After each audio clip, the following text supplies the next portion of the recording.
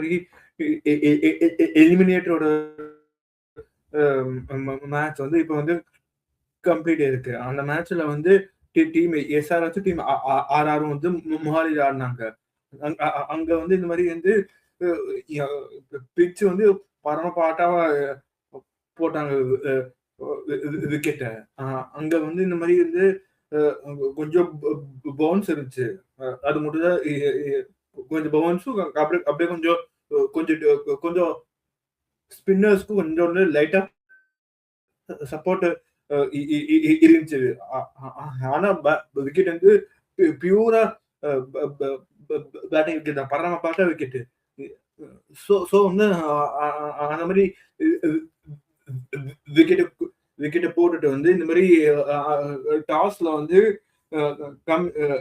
Cummins வந்து toss ஜெயிச்சு இந்த மாதிரி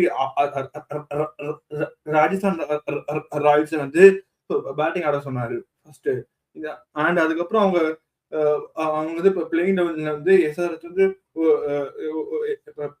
பிளேயிங் லெவல்ல வந்து ஒரு சிங்கிள் சேஞ்ச் பண்ணாங்க. இந்த மாதிரி பிரஃபுல் இங்கே வந்து bowling போடுறப்போ came in for Salil Arora and team RR came team RR ல வந்து Jadeja came in for Shivam டுபேன்னு சேஞ்சஸ் பண்ணாங்க. அண்ட் அதுக்கப்புறம் வந்து டீம் எஸ்ஆர்எச் வந்து பிரஃபுல் இங்கே வந்து பவர் பிளேல சுத்தமா bowling போடல. அவர் வந்து இந்த மாதிரி அவர் வந்து இந்த மாதிரி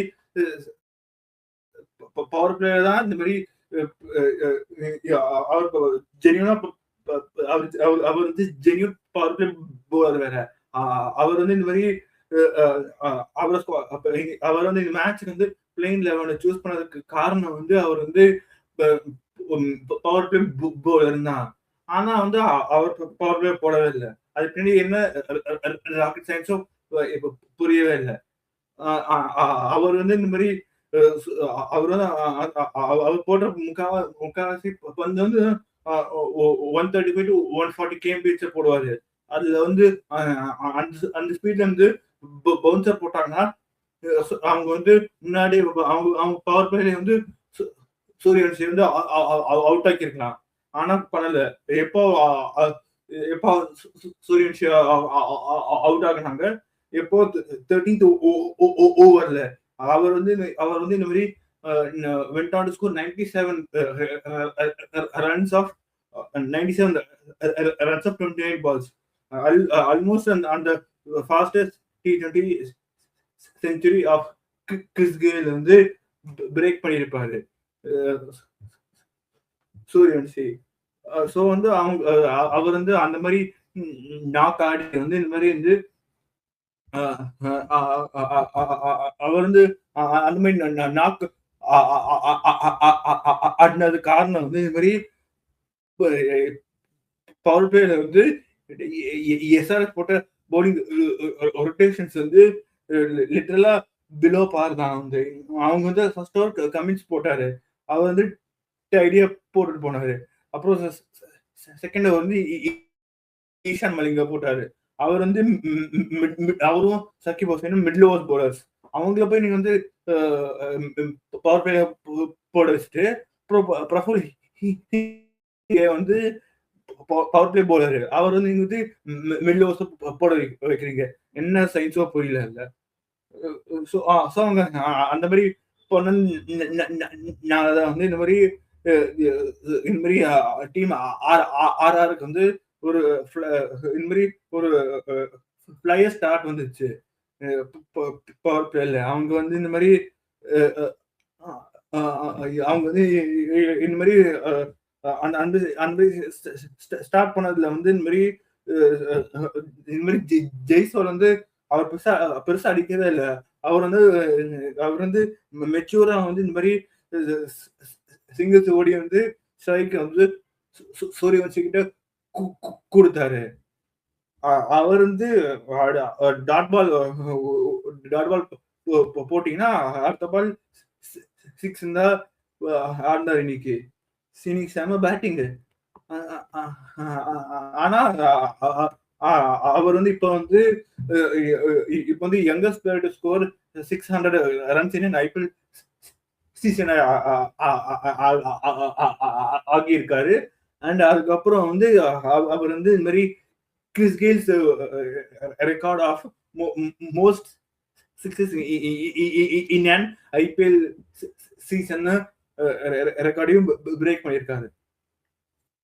அண்ட் அவரோட பேட்டிங் வந்து அவர் பேட்டிங்ல வந்து 8th ஓவர்ல வந்து பிரஃபுல்ல ஒரு ஃபிளிக் அடிப்பார் பாருங்க, செம்ம ஷாட் அது. எப்பா ஷார்ட்டாட அது எம்மா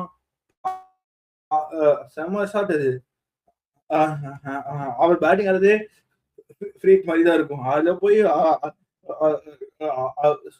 சூரியவன்ஷி போய் ஃப்ரீக் போட்டீங்கன்னா அவர் சிக்ஸர் தான் அடிப்பாரு. ஸோ அவர் அந்த மாதிரி பேட்டிங் ஆடி வந்து went out to score 97 runs of 29 balls.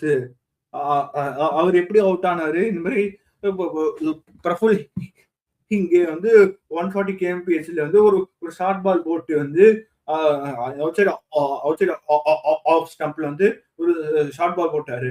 அவர் அதை வந்து பிஹைண்ட் தி கீப்பர் அடிக்கலான்னு போய் வந்து காட் அவுட் ஆனாரு. எப்படி அவுட் ஆனாரு? ஒரு 140 kmph ஷார்ட் பால்ல நீங்க ஷார்ட் பால் போறீங்கன்னா நீங்க வந்து அந்த 120 130 kmph ஷார்ட் பால் வந்து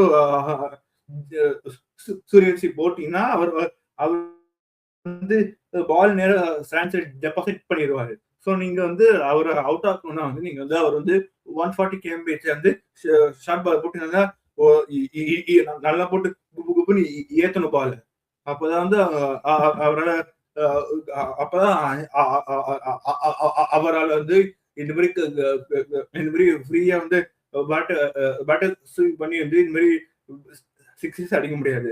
அதுக்கப்புறம் சூரியவன்ஷி வந்து இந்த மாதிரி அவர் வந்து இந்த மாதிரி ஐபிஎல் வந்து ஸ்ட்ரைக் ரேட் அகைன்ஸ்ட் ஸ்பின் வந்து 160 தான். ஆனா அகைன்ஸ்ட் பேஸ் வந்து 235.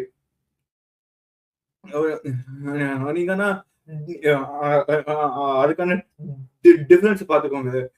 அகைன்ஸ்ட் ஸ்பின் வந்து 160 தான் வச்சிருக்காரு.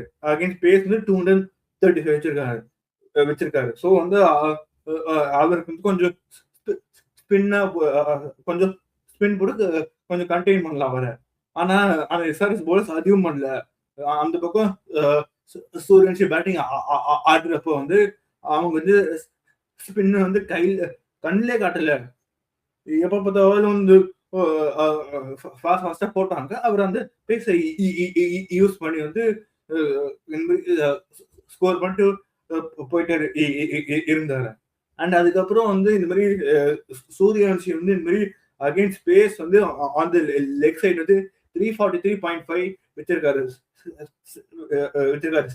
Strike rate against pace on the leg side. அதே ஆன் தி ஆஃப் சைடு வந்து 221 தான் வச்சிருக்காங்க. ஸோ நீங்களே பாருங்க, ஒரு டிஃபரன்ஸ் இது.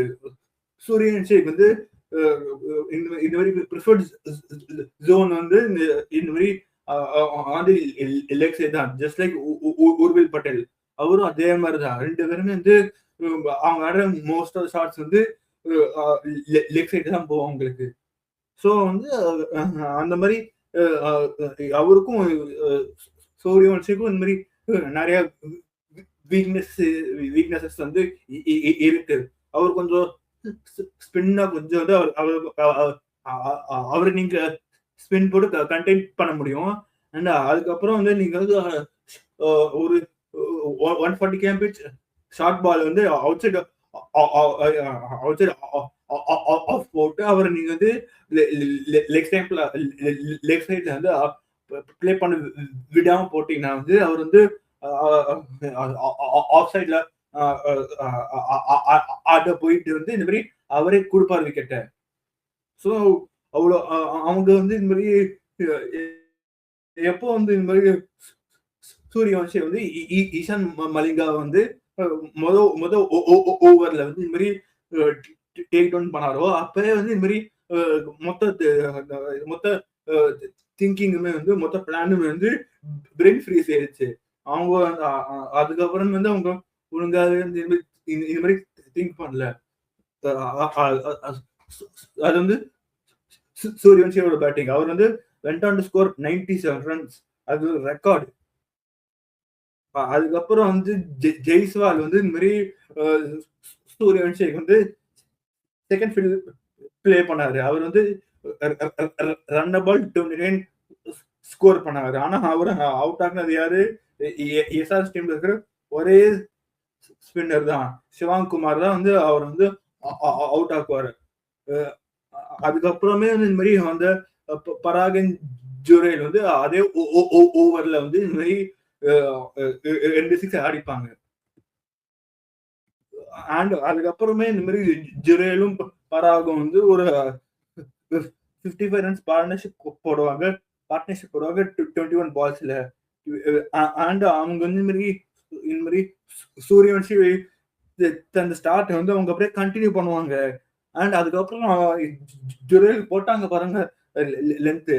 அவருக்கு நீங்க போய் டெஸ்ட் மேட்ச் போற மாதிரி போட்டீங்கன்னா அவர் வந்து அலட்சியமா அந்த அந்த புல் ஷாட்டு கட் ஷாட்ல சூப்பரா பிளே பண்ணுவாரு. அவரை தூக்கத்தை விட ஆடுவார் அந்த மாதிரி ஷாட்ஸ். அவருக்கு போய் நீங்க போய் அவரோட ஸ்ட்ரென்த்ல போடுறீங்க. அந்த மாதிரி போட்டீங்கன்னா அவர் வந்து இந்த மாதிரி 20 ரன்ஸ்ல 20 பால்ஸ்ல வந்து 50 ரன் ஸ்கோர் பண்ணிட்டு போயிட்டே இருப்பாரு. அவரும் வந்தாரு, டேமேஜ் பண்ணாரு, அப்புறம் போனாரு. ஆனா அவர் அவுட் ஆக் வந்து பிரஃபுல் இங்க போட்டார் பாருங்க ஒரு பால். இந்த மாதிரி லெக் ஸ்டம்ப்ல ஒரு ஷார்ட் பால் போட்டாரு. அது வந்து கொஞ்சம் ஸ்லோயர் பால். அத வந்து அவர் வந்து இந்த மாதிரி ஜுரேல் வந்து அந்த அந்த பெரிய சைடு பவுண்டரி வந்து அங்க அடிக்க வச்சு இந்த மாதிரி இந்த மாதிரி வந்து மிட் விக்கெட்ல நின்ன நிதிஷ்குமார் ரெட்டிக்கு கேட்ச் கொடுக்க வச்சுட்டு அவுட் ஆயிட்டு போனாரு. அதுக்கப்புறம் பராக் வந்து ஒரு இம்பாக்ட்லெஸ் கேமியோ ஆடினாரு. 26 ரன்ஸ் 12 பால்ஸ். அதுல வந்து என்ன கேமியோ வந்துச்சுன்னு எனக்கு புரியவே இல்லை. ஆனா அது எல்லாரும் கேமியோ தான் சொல்றாங்க. ஆனா இம்பாக்டே இல்ல அவர் அந்த 26 ரன்ஸ் 12 பால்ஸ்ல. ஆனா அவரையும் அவுட் ஆக்க வந்து இந்த மாதிரி பிரஃபுல் போட்டா இருப்பாருங்க ஒரு பால், செம்ம பால் அது. அதுக்கப்புறம் எப்போ வந்து இந்த மாதிரி பராகும் ஜுரேலோட எப்போ வந்து இந்த மாதிரி பராக் அண்ட் ஜுரேலோட விக்கெட் போச்சோ அதுக்கப்புறமே வந்து இவங்களே வந்து டீம் ஆர்ஆர்ஏ வந்து லிட்டரலா வந்து ஆல்மோஸ்ட் வந்து இந்த மாதிரி அவங்க வந்து இந்த மாதிரி 280 வரைக்கும் போயிருக்கணும். ஆனா வந்து அவங்க 243 தான் முடிச்சாங்க அவங்க 20 ஓவர்ஸ் பேட்டிங்ல. அது 243 for 8. எப்படி ஜெய்ஸ்வால் வந்து 97 ரன்ஸ் ஸ்டார்ட் கொடுத்தாரு. அப்புறம் ஜுரேல் வந்து 50 run of 20 balls score பண்ணாருங்க.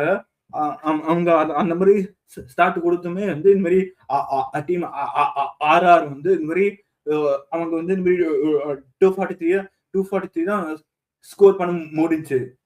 So வந்து அவங்க வந்து எப்போ பராகும் ஜுரேலும் அவுட் ஆயிட் போனாங்களோ அதுக்கப்புறமே வந்து இது மாதிரி கடைசி 6 ஓவர்ஸ் வந்து எஸ்ஆர் சூப்பரா புல் பேக் பண்ணாங்க. கடைசி 6 ஓவர்ஸ் ஆஃப் ஆர்ஆர் பேட்டிங்ல வந்து அவங்க வந்து இது மாதிரி ரன் ரேட் வந்து 7 தான் வச்சிருந்தாங்க. 6 ஓவர்ஸ் வெறும் அவங்க வந்து 6 ஓவர்ஸ் வெறும் 42 ரன்ஸ் தான் ஸ்கோர் பண்ணாங்க டெத்ல. அவங்க அங்கதான் வந்து ஆல்மோஸ்ட் மேட்ச் விட்டாங்க. ஸோ வந்து அவங்க இந்த மாதிரி எஸ்ஆர்ஹெச்சுக்கு வந்து டார்கெட் வந்து 255 கொடுத்தாரு. அதுல வந்து இந்த மாதிரி பிக் ஆஃப் த போலர்ஸ் வந்து பிரஃபுல் இங்கே தான் அவர் வந்து 3 for 54 வந்து பிக் பண்ணாரு. அதுல வந்து ஜுரேல் சூரியவன்ஷி அண்ட் பராவோட விக்கெட்ஸ் வந்து பிக் பண்ணாரு. அதுக்கப்புறம் நிதிஷ்குமார் ரெட்டி வந்து அவர் தான் வந்து அந்த கண்டெய்னிங் ஜாப கொஞ்சம் பண்ணாரு. அவர் அவர் போட்ட அவர் போட்ட வந்து 12 பால்ல அவர் போட்ட 2 ஓவர்ஸ்ல just just 12 runs for 1 wicket வந்து தூக்குனாரு. அண்ட் அதுக்கப்புறம் சிவகுமார் அண்ட் ஈசான் மலிங்கா வந்து 2 பேரும் வந்து 1 விக்கெட் ஈச் தூக்கினாங்க. ஆனா இந்த மாதிரி எல்லா எஸ்ஆர்எச் போலர்ஸுமே வந்து அடி வாங்கினாங்க. அதுவும் கமின்ஸ் வந்து அதே ஸ்லோவர் பவுன்சர் போட்டு போட்டு போட்டு போட்டு வந்து அவங்க அவர் வந்து அடிச்சாங்க. கமின்ஸ் இது மாதிரி 4 ஓவர்ஸ் வந்து விக்கெட்லெஸ் ஃபார் 64 ரன்ஸ் போனாரு. அதுக்கப்புறம் அந்த மாதிரி டீம் எஸ்ஆர்எச் வந்து இந்த மாதிரி சேசிங் 244 வந்து இந்த மாதிரி செகண்ட் பால்ல வந்து இந்த மாதிரி அபிஷேக் சர்மாவோட விக்கெட் போச்சு. அதுவும் 150ல போடாரு ஜோஃப்ரா ஆர்ச்சர். 150ல வந்து ஒரு பவுன்சரு நல்லா வந்து பாடி வந்து நங்குன்னு போட்டார் பாடியில. 150 கேம் பேஸ் பவுன்சர் டெஸ்ட் மேட்ச் போற மாதிரி போட்டாரு. அத வந்து இந்த மாதிரி அபிஷேக் வந்து ஏஜ் பண்ணிட்டு காட் பெயிண்ட் ஆயிட்டு போயிட்டாரு. அதுக்கப்புறம் ஈஷான் கிஷன் வந்தாரு. அவர் கொஞ்சம் இந்த மாதிரி அவர் தான் கேமியோ ஆடினாரு. அவர் வந்து இந்த மாதிரி 300 ஸ்ட்ரைக் ரேட்ல பிளே பண்ணாரு. ஆனா அவரும் இந்த மாதிரி ஜோஃப்ரா ஆர்ச்சரோட பேஸுக்கு வந்து இந்த மாதிரி அவர் வந்து லிட்டரலா பீட்டன் பை பேசன்ஸ் சொல்லுவாங்க இங்கிலீஷ்ல. அதுல வந்து இந்த மாதிரி 150 கேம் பேஸ்ல ஒரு பால் போட்டாரு. அதை வந்து அவங்க வந்து அவர் வந்து அந்த பேஸ் வந்து கொஞ்சம் ட்ராவல் பண்ணி ஒரு மிஸ் டைம் ஷாட்ல போய் நேரா போய் மிடான்ல இருந்து டொனால்ட் ஃபெரேராக்கு வந்து கேட்ச் போச்சு. அதுக்கப்புறம் இந்த மாதிரி கிஷானோட விக்கெட்டும் போச்சு. அதுக்கப்புறம் வந்து இந்த மாதிரி அதுக்கப்புறம் வந்து எனக்கு ஒரு பெயின்ல வந்து எனக்கு ஒரு டவுட். முதல்ல வந்து தசுன் ஷானக்கா வந்து டீம் ஆர்ஆருக்கு வந்து எங்க இருந்து வந்தாரு? அவர் வந்து பாலும் போடல, பேட்டிங் வந்து மக மட்டமா ஆடினாங்க. அவர் 5 ரன்ஸ் ஆஃப் 6 பால்ஸ் ஸ்கோர் பண்றாரு. அதுக்கு வந்து ஏன் டீம்ல சூஸ் பண்ணணும்னு எனக்கு புரியல. அதுக்கு பதிலா வந்து அவங்க பிஷ்னாய் கூட பிளே பண்ணிருக்காங்க. அவங்க வந்து இந்த மாதிரி விக்கெட்ல வந்து கொஞ்சம் கொஞ்சம் அசிஸ்டன்ஸ் இருந்துச்சு இந்த மாதிரி ஃபார் தி ஸ்பின்னர்ஸ். ஸோ அவங்க வந்து இந்த மாதிரி பிஷ்னாய் பிளே பண்ணிருக்கலாம். அண்ட் அதே எஸ்ஆர்எச்சும் அவங்க வந்து சகிப் ஹுசேனுக்கு பதில வந்து இந்த மாதிரி ஹர்ஷ் துபே வந்து பிளே பண்ணிருக்கலாம். அவர் கொஞ்சம் லெஃப்ட் ஆர்ம் ஆஃப் ஸ்பின் வேற. ஸோ அவர் கொஞ்சம் இது மாதிரி ஜுரேலு பராக் அந்த மாதிரி பேட்ஸ்மேன் கொஞ்சம் ட்ரபிள் பண்ணிருக்கலாம். ஆனா அவங்க ஆனா எஸ்ஆர்எச்சும் அண்ட் ஆர்ஆர் 2 பேருமே அந்த ஆங்கிள் திங்கே பண்ணவே இல்லை. அண்ட் அண்ட் அப்புறம் வந்து இந்த மாதிரி அப்புறம் நன்றி பர்கர் வந்து ரவிச்சந்திர ஸ்மரான வந்து இந்த மாதிரி ஒரு இந்த மாதிரி அவுட் ஆக்குனாரு இந்த 5வது ஓவர்ல. 5வது ஓவர்ல வந்து இந்த மாதிரி ஜோஃப்ரா ஆர்ச்சர் 3 விக்கெட்ஸ் அண்ட் நன்றி பர்கர் 1 விக்கெட் தூக்கி வந்து 5வது ஓவர்ல வந்து முக்கால்வாசி டீம் வந்து 5வது ஓவர்ல வந்து இந்த மாதிரி எஸ்ஆர்எச் வந்து 4 விக்கெட்ஸ் வந்து லூஸ் பண்ணிட்டாங்க. அதுக்கப்புறம் வந்து ஆர்ச்சர் வந்து back to back third over போடலான்னு வந்தாரு. அதுல வந்து லிட்டரலா வந்து அதுவும் அதே மாதிரி 150 கேம் பேஜ் பால் நங்குன்னு போட்டு வந்து டிராவிஸ் கிளீன் போல்ட் அவுட் ஆக்குவாரு. அங்க கவுண்டர்ஸ் பேட்டிங். அதுக்கப்புறம் கிளாசன் கொஞ்சம் ட்ரை பண்ணாரு. ஆனா அவரையும் வந்து இந்த மாதிரி அந்த யஷ்ராஜ் புஞ்சான்னு ஒரு லெக் ஸ்பின்னர் வச்சிருக்காங்க ஆர்ஆர். நல்லா 6 ஃபீட்ல இருப்பாரு லெக் ஸ்பின்னர் வேற. அவரு 6 ஃபீட்னு போட்டாருன்னா பால் கொஞ்சம் 7 ஃபீட்ல இருந்து வரும். அங்கேருந்து பால் கொஞ்சம் கொஞ்சம் கிரிப்பாய் கொஞ்சம் கொஞ்சம் கொஞ்சம் கிரிப்பா ஆச்சு. அதுல வந்து அவர் ரிவர்ஸ் ஆடாம போனாரு. பால வந்து மிஸ் பண்ணிட்டு வந்து எல்பிடபிள்யூ ஆயிட்டாரு. ஸோ கிளாஸ்னு போயிட்டாரு.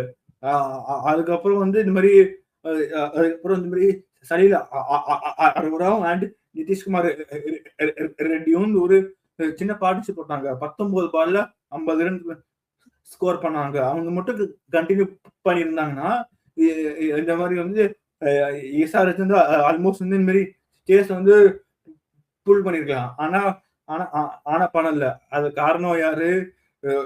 இந்த மாதிரி ரவீந்திர ஜடேஜான்னு ஒரு ஸ்டால்வார்ட் வச்சிருக்காங்க. அவர் வந்தாரு. ஆனா அவரோட என்ட்ரி பாயிண்ட் வந்து ரொம்ப தப்பு. அவர் போட்டது வந்து 11th ஓவர்ல வந்து எப்போ வந்து இந்த மாதிரி சலீல் அரோரா அண்ட் நிதிஷ்குமார் ரெட்டி வந்து இந்த மாதிரி அவங்க வந்து இந்த மாதிரி அடிக்கலான்னு போறப்பதான் வந்து வந்தாரு. அவங்க வந்து ஜடேஜா வந்து ஆஃப்டர் த பவர் பிளே போட்டிருந்தாருன்னா வந்து அவர் லிட்டரலா வந்து அங்கேயே இருந்து எஸ்ஆர்எச்சோட பேட்டிங் அங்கேயே ஷட் டவுன் பண்ணியிருப்பாரு. ஆனா ஆனா வந்து இது மாதிரி அவங்க வந்து இந்த மாதிரி எஸ்ஆர்எச்சோட பேட்டர்ஸ் சலீல் அரோரா அண்ட் நிதிஷ்குமார் ரெட்டியை கொஞ்சம் பார்ட்னர்ஷிப் போட விட்டாங்க. போட விட்டுட்டு அதுக்கப்புறம் ஜடேஜா பால் போட்டு வந்து இந்த மாதிரி ஜடேஜா பால் போட்டுட்டு அதுக்கப்புறம் 2 பேருமே அவுட் ஆக்குவாரு. அதுக்கப்புறம் இந்த மாதிரி கமின்ஸ் வந்தாரு சென்டர் ஆகுற மாதிரி வந்தாரு. செகண்ட் பால்ல அவுட் ஆயிட்டு போயிட்டார் to Sushant Mishra becoming his debut wicket. And அதுக்கப்புறம் எப்போ இந்த மாதிரி ஜடேஜா வந்து சலீல் அரோராவையும் நிதிஷ்குமார் ரெட்டியும் அவுட் ஆகினாரோ அப்பவே இந்த மாதிரி எஸ்ஆர்எச்சோட ஐபிஎல் 2026 அதை வந்து ஒரு எண்டுக்கு வந்துருச்சு. அதுக்கப்புறம் வந்து இப்ப வந்து டீம் ஆர்ஆர் வந்து இந்த மாதிரி குவாலிஃபை 2க்கு வந்து குவாலிஃபை 2 வந்து போய் பிளே பண்ண போறாங்க along with GT on the Friday. அதுல வந்து அவங்க அந்த மேட்சுக்கான வென்யூ வந்து இந்த சேம் கிரவுண்ட்ல தான் மொஹாலில தான் ஆட போறாங்க. அங்க இதே மாதிரி பெல்ட்ராவது விக்கெட் போட்டாங்கன்னா வந்து இதே மாதிரி பேட்டிங் ஆடி வந்து ஆர்ஆர் வந்து இந்த மாதிரி ஃபைனல்ஸ் கூட போறது வாய்ப்பு இருக்கு. ஸோ வந்து நம்ம நெக்ஸ்ட் பார்க்க போறது வந்து குவாலிஃபை 2 ஓட ரிவ்யூ. தேங்க்யூ ஃபார் வாட்சிங். Please like, share and subscribe.